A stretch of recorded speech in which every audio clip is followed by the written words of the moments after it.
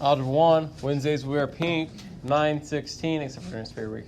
9:16, SWA, students will be able to solve multi-step equations, section 2.5. So we had two-step equations beforehand, now we have multi-steps, so it's going to be a little bit more than two, okay?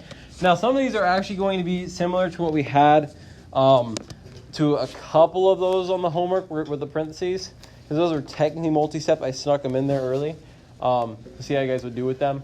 But some of them are going to be a little bit different. On example 1 here, we notice 5d plus 7 minus 3d is equal to 8. What do we notice is a little bit different here about this problem compared to problems we've had before, Jocelyn? There's two variables, but it's the same variable each time, right? Okay, they're both d, but we see two of them now. And they're on the same side of the equation, though. They're still both on the same side of the equation. We have two of them now instead of one. That's kind of our big change here. So we would say we have three different terms. Our terms are separated by our addition, subtraction. So we have three different terms. 1, 2, 3. Now, what we're going to do first is we're going to work on combining like terms. We say that a lot in algebra, combining like terms. Okay? So what are our like terms on this side of the equal sign? Okay, Abby. 5d and negative 3d. Very good. 5d, and Abby did a good job of saying this was negative 3d. We have to take the sign with it. So what would 5d and negative 3d combine to equal, okay? Alice. 2d, very good. So it ends up combining to equal 2d. And we still have plus 7. And now that equals 8. So 2d plus 7 equals 8. So the very first thing we did was say, okay, 5d minus 3d. 5d and a negative 3d can combine to be 2d.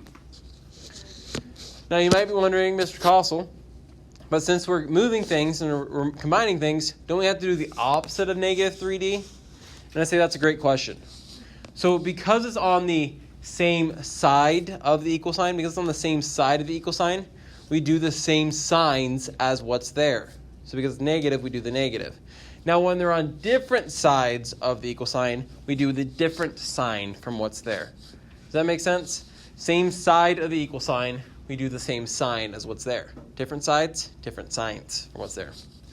So now, does this turn into just one of our two-step equations? I think so. Okay. I actually want you guys to go ahead and finish this one off. Okay, 2d plus 7 equals 8. I want you guys to finish this one off. And when you have it or have questions, go ahead and raise that hand. So, we'll end up subtracting 7 here. So 2d is equal to 1. Now what do we do? Divided by 2. Now 2d divided by 2 is just d. Now some of us were saying 1 over 2. That's 2. That's not quite accurate though. 1 divided by 2 isn't 2. If I take one pizza and cut it in half, it's not that each person gets 2 pizzas. Each person just gets half. So it's just 1 over 2. Or you could call it 0.5 if you would rather. Okay? So we end up actually just writing exactly what we had here. We saw 1 over 2, so we just rewrote 1 over 2. Okay? If we could simplify, we would. But we actually can't simplify that. If you want to turn it into a decimal, though, you totally could. Questions on number 1? Awesome. Okay, let's look at number 2. 3/4 x plus 1 minus 1/2 x equals 2. So here, do we see two variables again? Yep. Two of the same variable again, right? Both on the left-hand side. This time they're fractions, though, aren't they? So are we able to combine them right away? No, but we need to combine them. So what do we have to do first? Get common denominators. What's going to be our common denominator here? 4. Okay, 4. We could do 8, but that's going to create a little more work for ourselves. We totally could, though, okay? So let's get them to 4. The first one's already there. What do we have to do to get the second one to 4? Multiply by 2 on the bottom and the top, right? So let's go ahead and do that. 3/4 x plus 1 minus 2 over 4 x equals 2. So everything else stayed the same. Everything else stayed the same. I just changed 1 over 2 to 2 over 4, but it's still negative.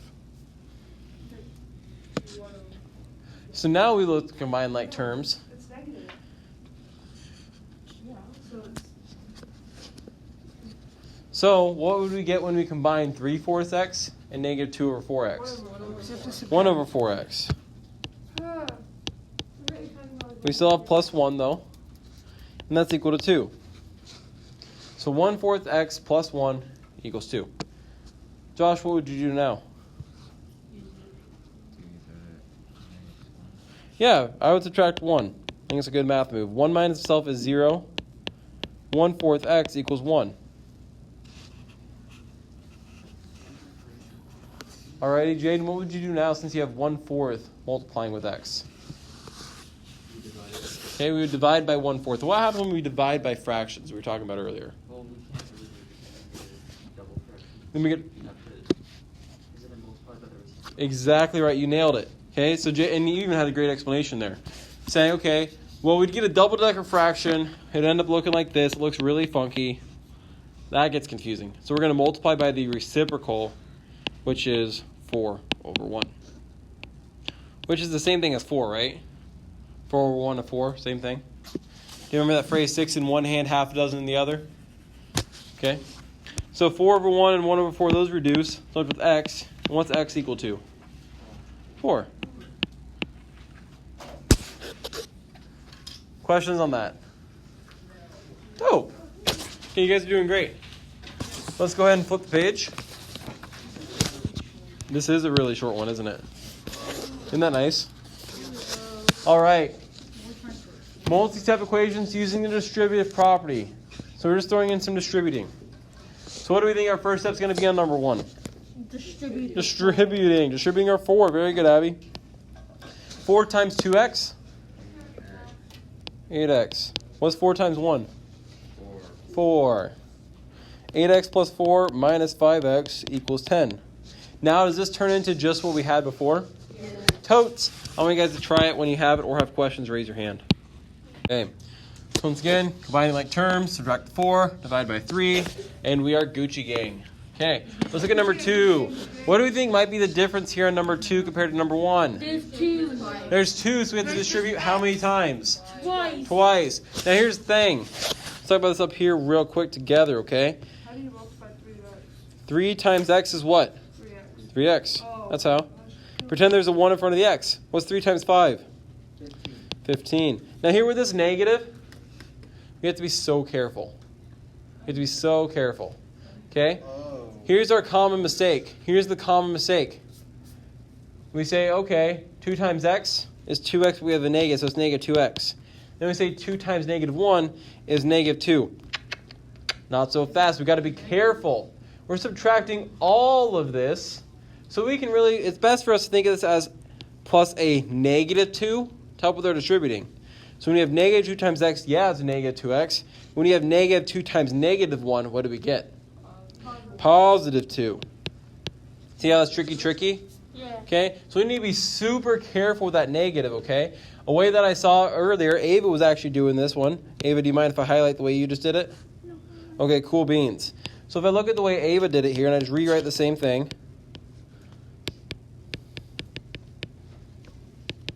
So what Ava did was she distributed the 3 just like we did. Then as she did this, she kept minus. She put the minus sign there. And then had 2 times x, called it 2x. My screen's not one to write. And then said, okay, 2 times negative 1 is minus 2. Ended up kind of having it like that a little bit. Or actually, you end up writing it, see, minus 2x minus a negative 2, right? So she ended up saying, okay, I have to subtract both the 2 times x and 2 times negative 1. And so she ended up having double negative here. What happens with those double negatives?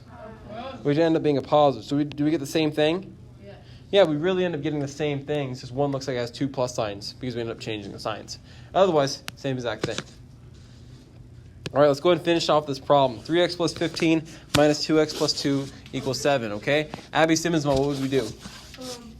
Combine the terms. Combine like terms. Okay, great. What's 3x minus 2x? 1x. 1x. X plus 15 plus 2 But could equals 7. no, No, go ahead. combine 15 and 2. Couldn't we combine 15 and 2? Totally. We can do it in separate steps, or we can do it in the same step. Whatever y'all are comfortable with. Are you comfortable with combining them in this step too? Yeah. All right, let's do that. If you're not, then don't do it, okay? What's 15 plus 2? 17. 17. X plus 17 equals 7. Ooh, we saved ourselves a step, didn't we? Yeah. We combined both kinds of like terms, our variables and our constants. Okay. So now what do we do here? X plus 17 equals 7. Alice. minus 17. Subtract 17, I would agree. 17 minus 7 is 0. What's 7 minus 17? Negative 10. Different sign, subtract. 17 minus 7 is 10. But it says negative because the 17 is bigger. Questions on that? Abby. So when you did the, when you added like all of them together, like that's I put a 1 in front of the x. Is that fine? That's totally fine. Abby's saying, hey, I had a 1x instead of the x. I had a 1x right here instead of the x. Is that okay? Totally. There's always a 1 there. There's secretly a 1 there at the end as well. You don't have to write it. So there's nothing wrong with writing it. That make sense? Yeah. Awesome. It's kind of like we assume this x is positive because there's no sign in front of it. So you really could put a positive x, but you don't have to. Same idea. Or like we assume everything's over 1. So you don't have to put negative 10 over 1. You can just put negative 1 or negative 10. Same idea. There it's okay. Doesn't change anything. Elijah. I did. I just combined like terms and then I didn't do the second part where I don't know how to explain it, but So you had x plus 15 plus 2 equals 7. yeah, I Okay. didn't get that Okay. answer. Okay. So what'd you end up doing after that? I subtracted 50. Okay. And then what? So you should have had x plus 2 equals negative 8. Wait. Did you subtract 15 from the left and the right hand side? Oh, yeah, I forgot to do that. Okay. So you can do them separately too. Elijah was asking Mr. Kossel, if I don't combine 15 and 2, is that okay? Yeah, it's okay. You create a little more work, but it's okay. You'd have to subtract 15 from both sides and then subtract 2 from both sides. If we combine like terms, you only have to subtract one thing from both sides because you combined them into one. Does that make sense? Dank, dope, and litty. Okay? Alrighty. Fractions. Okay, what's up, my dude? Oh, thanks. Makes me the happiest, Mr. Kossel.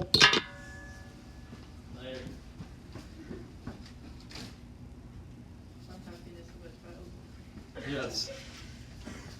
He definitely will drive a minivan someday. Goals.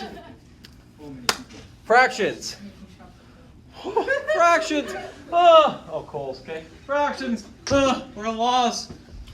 What are we going to do? We're going to panic. We're not going to be able to do these problems. Wrong. We got this. Don't freak out. Okay. So, our problem, x plus 1 over 3 plus x over 6 is equal to 1 over 9. Multiply every part of the equation by the least common multiple of the denominators. What that's going to do is going to clear our fractions, so to speak. It's going to get rid of all of our fractions. What would be the least common multiple, the lowest number that 3, 6, and 9 can all multiply to, okay? No. Not 9. 6 can't multiply. Okay, 18. I would agree it's 18. They can all multiply up to 18. Okay? So we're going to multiply by the least common denominator of all of these. Another way you could do it if you wanted is get common denominators amongst all of them to 18. But we're going to try it this way, okay? Because we're going to get rid of the fractions. But if you wanted just to make all of them have a denominator of 18 and continue, you could. I'll talk about that too. So, if we multiply everything, the entire side by 18, or 18 over 1, on both sides of the equation, because that's our least common multiple amongst our denominators, 3, 6, and 9. And yes, we're not talking about anyone being fine, okay? Get it? Anyway, okay? Continue on. So, if I were to take, it's actually not, 18 over 1 times x plus 1 over 3, we distribute that 18. Wait, Yes. where did we get the 18? Okay. Oh, no, it's 18. Because that's the least common multiple of these denominators. It's the lowest number they can all multiply to. What was that? So you can just throw it in there? You can multiply by any number you want. I can multiply both these equations by 562 if I wanted. As long as you do it both sides. As long as I do it to both sides, it's still a true equation. Now, if I multiply to 562, that's not going to help anyone. But I could do it. I could subtract by 318.25. It wouldn't help anything, but I could do it. Abby. That is 18 over 1, right? That is an 18 over 1. 7. Correct. That is 18 over 1. Does that help it up? Clear it up? Sure. Sure. Okay. I don't need y'all sass. Okay. By sass? I wasn't talking. Whoever said now it looks like a T. Okay. What's going to happen is we'll distribute. If I multiply these, what would happen with this 18 and that 3? They'd reduce, right? What would the 18 reduce to? 6. So I'd have 6 times x and 6 times 1. Okay? Scratch it. We're going to do this differently. I think this other way will make more sense. Sorry. We're going to scratch it. We're going to do it differently. I think this other way will make more sense. As we're starting this out, I think it's going to get confusing. We're going to try a different way. Calling an audible. Calling audible. Does anyone know what calling an audible means? No. I'm changing it up. Okay? Changing it up. Calling audible is a football expression. Quarterback gets to the line of scrimmage. They don't like what they see in the defense. They change it up to a different play. In this case, I don't like what I'm seeing. It's getting confusing for us. I'm going to change it up. We're going to focus on getting common denominators. What's going to be our common denominator amongst 3, 6, and 9? 9. Okay, it's still going to be 18. Still going to be 18. Because 6 can't go into 9. Okay? Still going to be 18. How do I get the first fraction to 18? Times by 6 on the top and the bottom. We're going to do this instead. How would we times it by 6 on the top though? We'll have to distribute. Yeah, we'll have to multiply the entire top by 6. Great question. Multiply by 6 and multiply by 6. Okay. What about that second fraction? What are we going to have to multiply by to get to 18?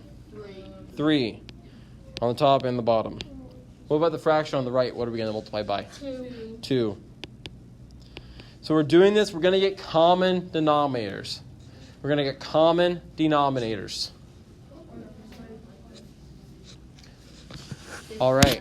So we're going to distribute on the top here the first one because we have to multiply to both. What's 6 times x? 6x. Okay. What's 6 times 1? 6. That's over 18 now. Plus, what's 3 times x, the next fraction? 3x. And what's 3 times 6? 18. Equals 1 times 2? 9 times 2? 18. Yes, I love it when a plan comes together. All right, now do we have common denominators? Now is this problem anywhere near as scary? No, it's not. Okay, now here's something cool you can do. You ready for this? You know how I just said you can multiply both sides by literally anything you want? As long as you do it to both sides, you're fine. Not everything will be helpful, but I always could. Just like I can always divide by both sides by anything I want, add, subtract by anything I want. But we just have been trying to pick out what's helpful. Well, do we like dealing with fractions? No. Typically not. You want to know how you can get rid of them? Watch this. Okay, if I multiply, let me do it in a different color to make sure it's highlighted. If I multiply both sides by the common fraction, by the common denominator, 18, or 18 over 1, as I distribute in, what's going to happen with the 18 and the outside and 18 in the first fraction? They're going to reduce. So I'm going to be left with 6x plus 6, right? And no fraction anymore because it's over 1. Well, the same thing's going to happen as I distribute to the next one. Those 18s are going to reduce, right? Mm-hmm. And just because it reduced for the first doesn't mean it's gone for the second. Because we end up really multiplying it this to this and then this to this again. So it reduces separately, okay? Another way you could think about that is it's like I'm doing 18 times 6x plus 6 over 18. And I'm also doing 18 times 3x over 18. They're separate problems. Okay? So in both cases, the 18s reduce. So now we're just left with plus 3x. On the right-hand side, what's happening with these 18s? They're reducing also, so we're left with 2.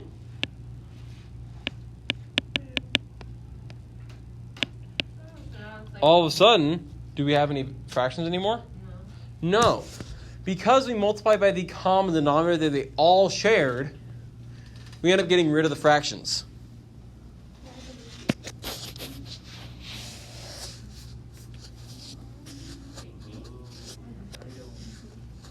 That was kind of weird, wasn't it? Yeah. That was new to us. Okay? I can't remember how many of these are on there or not. But, so what we did was first, we got common denominators. We evened the playing field, we got common denominators. Our common denominator is 18. Then we said, well, if I multiply this first fraction by 18, that'd get rid of this fraction, wouldn't it? If I multiply the second fraction by 18, that would get rid of that too, wouldn't it? If I multiply this third on the other side, would that get rid of the fraction?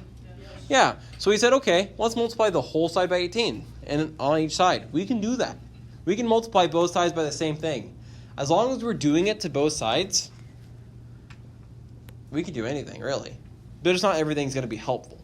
It wouldn't have been helpful if I multiplied by like 25. That wouldn't be helpful. It might be funny because 25 is funny. Okay, funnier than 24. But it wouldn't be helpful. Multiplying both sides by 18, well, all of a sudden that is. Because it turns into two separate multiplication problems by distributing, excuse me. And we end up getting rid of our fractions. I'll show the other way to do this afterwards too. So 6x plus 6 plus 3x equals 2. Now does this turn into what we started with today? Yeah. Totally. What's 6 plus 3x? 9x. 9x plus 6 equals 2. Mm-hmm.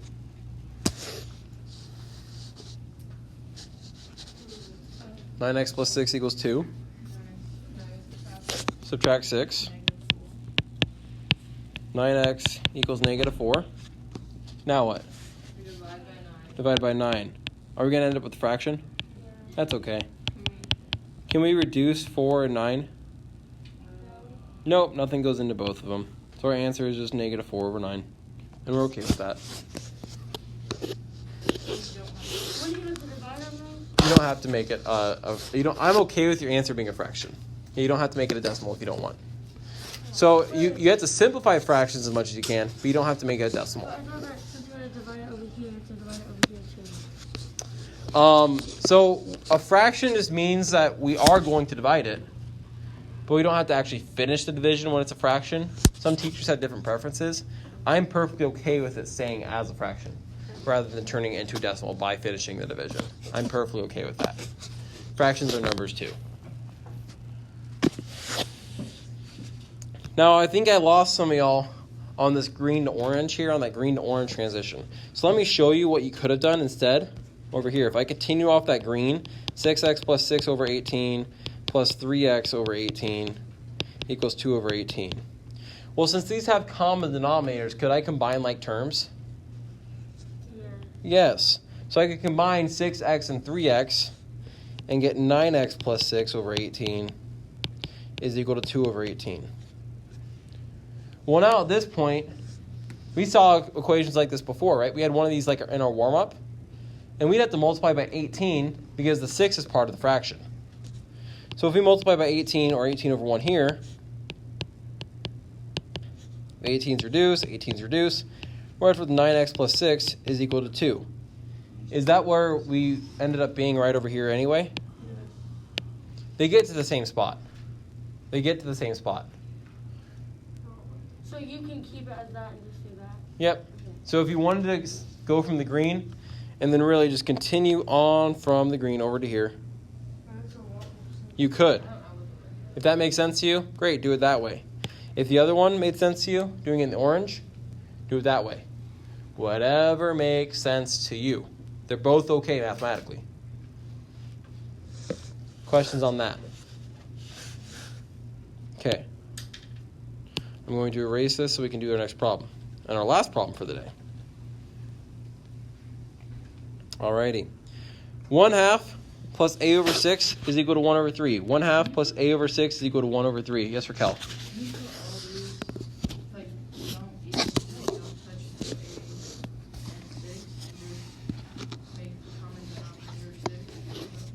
Yep, we can make our common denominator 6. We're going to start with the same way as we did in our previous problem of getting common denominators. And our common denominator would be 6 here. You could go bigger, but you don't have to. So we don't have to touch the middle fraction, do we? The left one, what do we have to multiply by? 3. What do we have to multiply the far right fraction by? 2. So the first fraction, what's 3 times 1? 3. And that's over 6 now, plus a over 6. Make sure that's an a. Equals, what's 1 times 2? 2 over 6. 3 over 6 plus a over 6 is equal to 2 over 6. Questions on that one? Once again, there's 2 ways we can do this. I'll talk about both. Okay?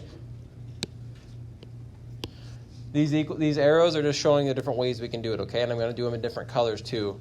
So those that aren't colorblind, I don't know if anyone in here is, but if anyone's not colorblind, you guys will see the two different colors too, or different ways to do them. I'm not. That's how I know they're different colors. So the first way I'm going to show it is the first way we did the other problem.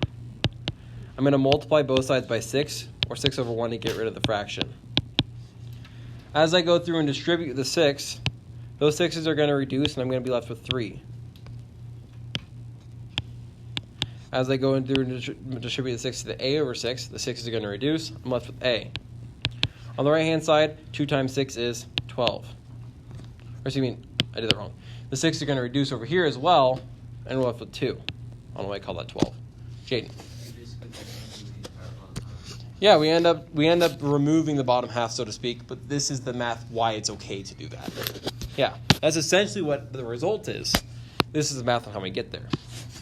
So 3 plus a equals 2. I'm going to subtract 3. A equals negative 1. And that's our answer. The purple way to do it, which is like the green way we did last time, if I have 3 over 6 plus a over 6 equals 2 over 6, it's about equal sign, let me change that. If I subtract 3 over 6 now, that we have common denominators, I'm going to get a over 6 is equal to 2 minus 3 is negative 1 over 6. I have to multiply both sides by 6, or 6 over 1 to get rid of that fraction now. We end up getting a is equal to negative 1. Did we get the same thing? Yeah, both ways are mathematically accurate, okay? What Jaden said is a good way to think about it is we end up getting rid of the denominators, that blue way, or the orange way we did it before on the other problem. Now, the only reason we're able to get rid of them is because we ended up having the same denominator for everything, and then we multiplied by the denominator on both sides. And so when we do that, it reduces everything to 1. And so we're left with really only the numerators over 1, but we don't have to write that. Once again, whichever way makes more sense, though, that's what I want you to do. So am I saying that you have to pick a certain one? No, I'm giving you guys a choice. Okay? Whichever one makes more sense, that's what I want you to do. Questions on that? Okay, and if that was confusing and you have questions later that you'd want to ask privately, you're welcome to as well, of course. Okay? I always welcome that. All right, don't do. Get ready. 9 through 16. 19 through 20. So 19 and 20. 23. 26. And 29. Yep. And they're on the board there. On the bottom right-hand corner, right by the little watermark. Don't do numbers 9 through 16, 19, 20, 23, 26, and 29. When I count, just add.